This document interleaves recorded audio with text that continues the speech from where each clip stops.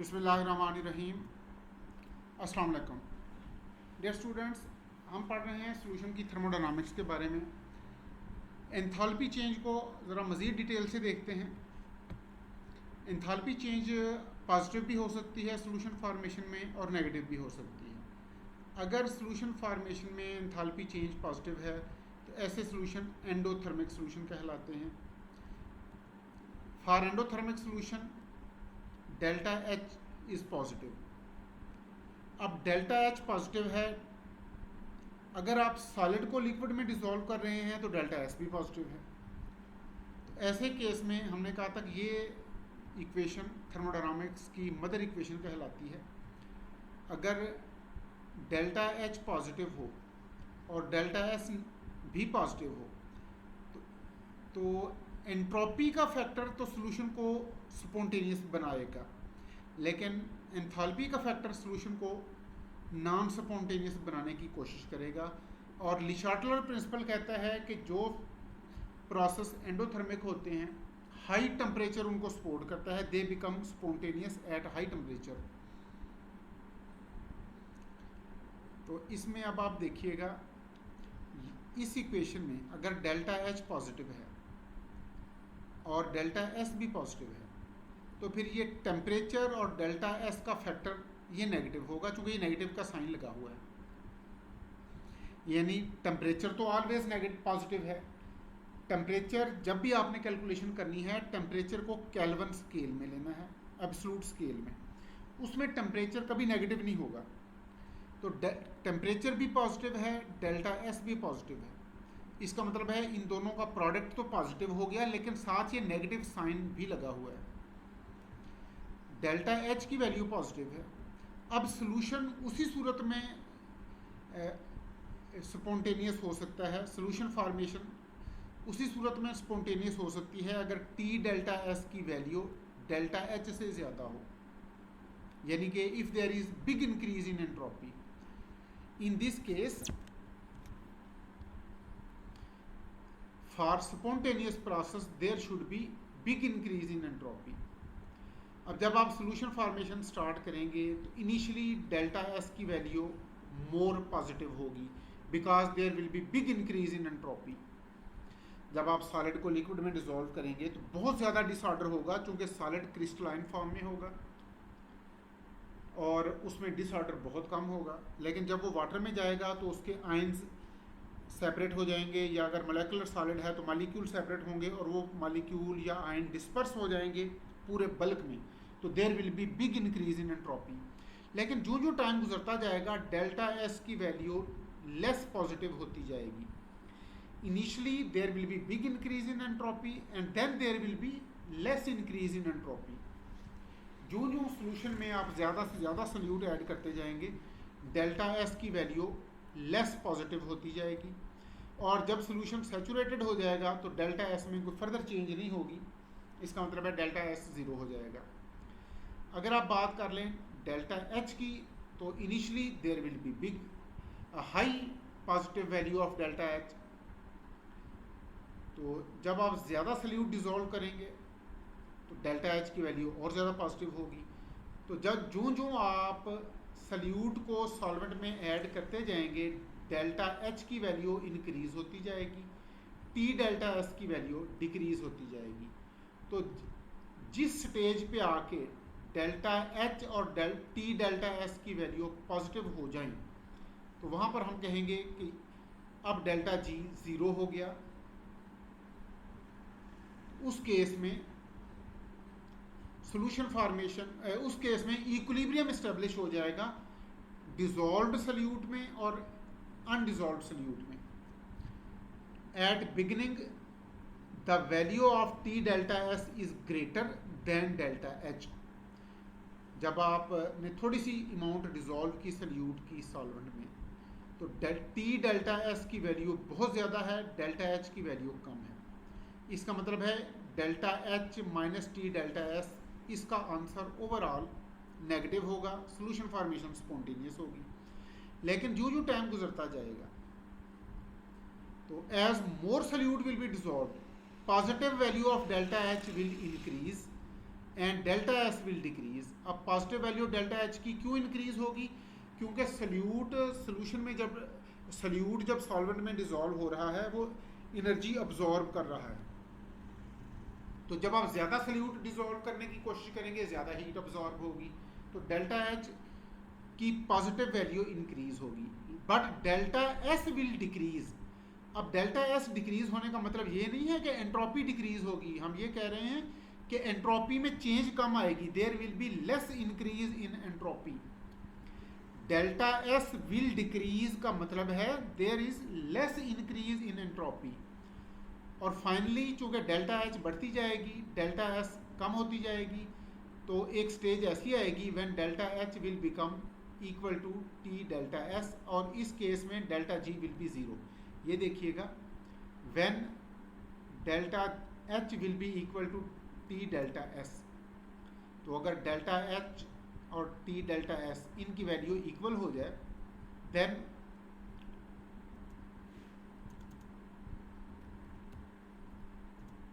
then this will become 0, then delta H minus T delta S will become 0, और इसका मतलब है delta G zero हो जाएगी। जब delta H minus T delta S zero होगा तो it mean delta G zero, और डेल्टा जी ज़ीरो होने का मतलब है कि अब प्रोसेस इक्विलिब्रियम पर आ गया है, तो ये सोल्यूशन अब सैचुरेटेड सोल्यूशन कहलाएगा। Then there will be dynamic equilibrium between dissolved solute and undissolved solute. At this stage, solution is said to be saturated, and at this stage, no more dissolution is possible, and dynamic equilibrium will be established between dissolved and undissolved solute. अब example देख लें exothermic solution की। Exothermic solution का मतलब है कि जब आप सोल्यूट डिसॉल्व करते हैं तो डेल्टा एच नेगेटिव है लेकिन डेल्टा एस पॉजिटिव है। तो ये हम पहले प्रीवियस लेक्चर में पढ़ चुके हैं कि जब डेल्टा एच नेगेटिव हो और डेल्टा एस पॉजिटिव हो तो solution formation is always spontaneous, क्योंकि इस इक्वेशन में देखें जब डेल्टा एच नेगेटिव हो और डेल्टा एस पॉजिटिव हो तो डेल्टा जी की वैल्यू ऑलवेज पॉजिटिव आती है। अलबत्ता जब आप सोल्यूट को डिसॉल्व करते जाएंगे तो डेल्टा एच की वैल्यू आहिस्ता आहिस्ता कम होती जाएगी, डेल्टा एस की वैल्यू आहिस्ता आहिस्ता ये भी कम होती जाएगी। तो at beginning delta H is negative, values of delta H R negative and T delta S R positive. T delta S की वैल्यू तो पॉजिटिव है लेकिन ये नेगेटिव साइन भी साथ लगा हुआ है, और इधर से डेल्टा एच की वैल्यू भी नेगेटिव है, इसका मतलब है डेल्टा जी की वैल्यू नेगेटिव है। लेकिन ये तो बात है शुरू की, जब आपने थोड़ा सा सल्यूट डिसॉल्व किया। जब आप ज़्यादा सल्यूट डिसॉल्व करेंगे तो डेल्टा एच की वैल्यू पहले तो मोर नेगेटिव होगी, लेकिन जब आप सल्यूट डिसॉल्व करते जाएंगे, यानी पहले थोड़ी हीट रिलीज़ हुई, आपने और सल्यूट डाला ज़्यादा हीट रिलीज़ हुई, आपने और सल्यूट डाला और ज़्यादा हीट रिलीज़ हुई, तो डेल्टा एच की वैल्यू पहले लेस नेगेटिव थी, फिर मोर नेगेटिव होगी, फिर और मोर नेगेटिव होगी।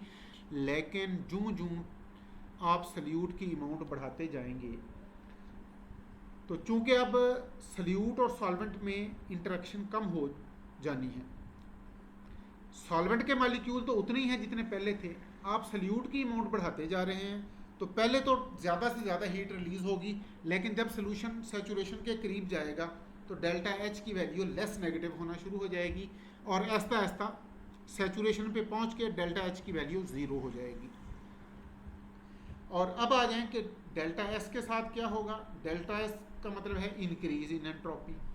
आप सॉलिड को लिक्विड में डिसॉल्व कर रहे हैं, there is big increase in entropy, लेकिन जब आप ज़्यादा से ज़्यादा सल्यूट डिसॉल्व करते जाएंगे डेल्टा एस की वैल्यू डिक्रीज होती जाएगी।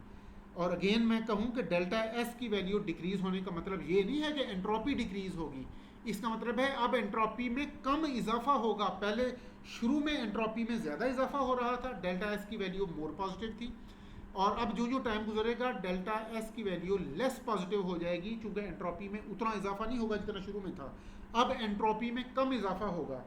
और जब सोल्यूशन सैचुरेशन के करीब पहुंचेगा तो डेल्टा एस की वैल्यू ज़ीरो हो जाएगी, क्यों कि एंट्रोपी में बिल्कुल इजाफा नहीं होगा। ये दोबारा देखिएगा,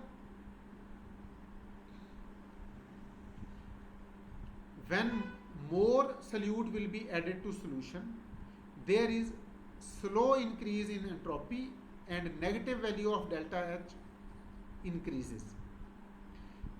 अब इसके बाद क्या होगा?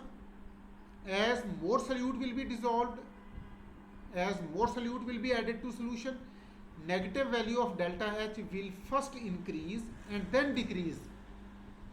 तो जब आप ज़्यादा सल्यूट डिज़ोल्व करेंगे तो शुरू में तो ये होगा कि सॉल्वेंट के सारे मालिक्यूल अवेलेबल होंगे सल्यूट के लिए, तो सल्यूट के मालिक्यूल ज़्यादा इंटरेक्ट करेंगे सॉल्वेंट के साथ, ज़्यादा हीट रिलीज़ होगी। लेकिन जब आप सल्यूट डालते ही चले जाएंगे तो सॉल्यूशन सैचुरेशन की तरफ जाने लगेगा। सॉल्वेंट के मालिक्यूल तो अब उतने ही हैं, लेकिन सल्यूट के मालिक्यूल ज़्यादा होते जा रहे हैं, लिहाजा अब इंटरेक्शन सल्यूट सॉल्वेंट की कम हो जाएगी। अब सॉल्वेंट के अंदर सल्यूट के लिए वो अट्रैक्शन नहीं रहेगी।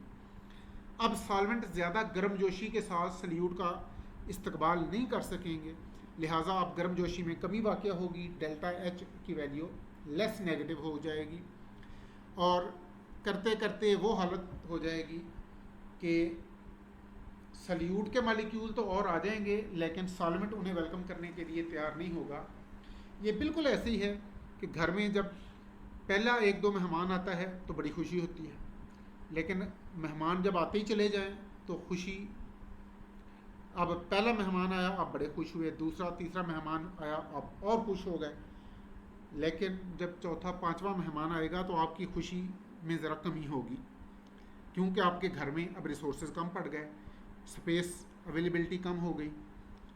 हो सकता है उनके ऊपर जो आपने एक्सपेंसेस जो मेहमानों की खातर मदारत पे जो ख़र्चा करना है वो भी आपकी जेब पे भारी होने लगे। अब सातवां आठवां मेहमान आ गया, आपकी गर्मजोशी मज़ीद कम हो गई और एक स्टेज ऐसी आएगी कि मेहमानों की आमद पे आपको कोई खुशी नहीं होगी, क्योंकि अब आपके पास बिल्कुल भी गुंजाइश नहीं बची, तो डेल्टा एच ज़ीरो हो गया। अब एंट्रोपी की तरफ आ जाएं, यानी शुरू में तो एंट्रोपी में बहुत ज़्यादा इजाफा होगा, लेकिन जो जो टाइम गुजरेगा, यानी जो शुरू के मालिक्यूल आएंगे सल्यूट के मालिक्यूल या आयन, वो तो पूरे बल्क में डिस्पर्स होंगे। फ़र्ज़ करें आपने 1 लीटर पानी में सोडियम क्लोराइड डालना शुरू कर दिया, तो सोडियम क्लोराइड के आयन पूरे लीटर में डिस्पर्स होंगे। अब जब आप सोडियम क्लोराइड डालते ही चले जाएंगे, अब सोल्यूशन का बल्क तो 1 लीटर ही है, उसमें थोड़ा सा मामूली सा इजाफा या कमी होगी, लेकिन आप आयन बढ़ाते जा रहे हैं तो अब डिसऑर्डर उतना नहीं है जितना पहले था। No there is less disorder. ये नहीं हम कहेंगे कि एंट्रोपी डिक्रीज हो गई, हम कहेंगे कि एंट्रोपी में अब पहले जैसा इजाफा नहीं हो रहा। तो करते करते वो स्टेज आ जाएगी कि आप मज़ीद सल्यूट डालेंगे लेकिन एंट्रोपी में बिल्कुल भी इजाफा नहीं होगा, हम कहेंगे डेल्टा एस ज़ीरो हो गया।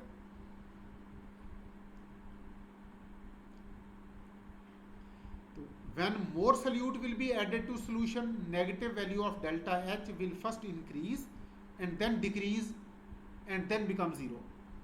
And the value of T delta S का मतलब है product of entropy increase and temperature, तो the value of T delta S will decrease and finally अब एक स्टेज ऐसी आएगी जब डेल्टा एच भी ज़ीरो हो गया, डेल्टा टी डेल्टा एस भी ज़ीरो हो गया, अब डेल्टा जी की वैल्यू भी ज़ीरो हो गई। क्यों कि डेल्टा जी एक्चुअली नाम है डेल्टा एच और टी डेल्टा एस के डिफरेंस का। जब डेल्टा एच भी ज़ीरो और टी डेल्टा एस भी ज़ीरो तो फिर डेल्टा जी भी ज़ीरो। तो जब डेल्टा जी ज़ीरो हो जाए तो हम कहेंगे कि प्रोसेस इक्विलिब्रियम पे आ गया। अब डिज़ोल्व्ड सल्यूट और अनडिज़ोल्व्ड सल्यूट में इक्विलिब्रियम इस्टेब्लिश हो गया। अब इस स्टेज पे सॉल्यूशन को कहा जाएगा saturated solution. At this stage solution is said to be saturated because equilibrium is established and no more dissolution is possible. अब आ जाएंगे एंट्रोपी में क्या चेंज आती है। जब सॉलिड को लिक्विड में डिसॉल्व किया जाए तो एंट्रोपी इंक्रीज होती है, डेल्टा एस पॉजिटिव होती है। इसी तरह जब आप एक लिक्विड को दूसरे लिक्विड में मिक्स कर दें, यानी liquid in solution of liquid in liquid, उस वक्त भी एंट्रोपी इंक्रीज होती है, तो उस केस में भी डेल्टा एस पॉजिटिव है। जब आप दो सॉलिड को मिक्स करते हैं, the solution of solid in solid, तो भी एंट्रोपी इंक्रीज होती है, डिसऑर्डर बढ़ता है। तो इस लेकिन जब आप गैसेस को डिसॉल्व करते हैं लिक्विड में, तो उस केस में एंट्रोपी डिक्रीज होती है, डेल्टा एस नेगेटिव होता है। तो एंट्रोपी इंक्रीज होने का मतलब है delta S is positive for most of solution. और ये मोस्ट ऑफ सोल्यूशन कौन से हैं कि when solids are dissolved in liquid और when liquids are mixed in each other, in cases में एंट्रोपी इंक्रीज होती है। And for solution of gases in liquid, जब गैसेस को लिक्विड में डिसॉल्व किया जाए then delta S is negative. अब there is decrease in entropy, then there is decrease in entropy. तो ये हमने प्रीवियस लेक्चर में भी पढ़ा था कि जब गैसेस को लिक्विड में डिसॉल्व किया जाए, यानी जब हाइड्रोक्लोरिक एसिड को, सल्फ्यूरिक एसिड को या नाइट्रिक एसिड को वाटर में डिसॉल्व किया जाए तो there is decrease in entropy. अब अलबत्ता ऑक्सैलिक एसिड इस एक्सेप्शनल केस है क्योंकि ऑक्सैलिक एसिड सॉलिड फॉर्म में एग्जिस्ट करता है। तो यहाँ तक हमने एंट्रोपी और एंथैल्पी चेंज को थोड़ा सा मज़ीद डिटेल से पढ़ा।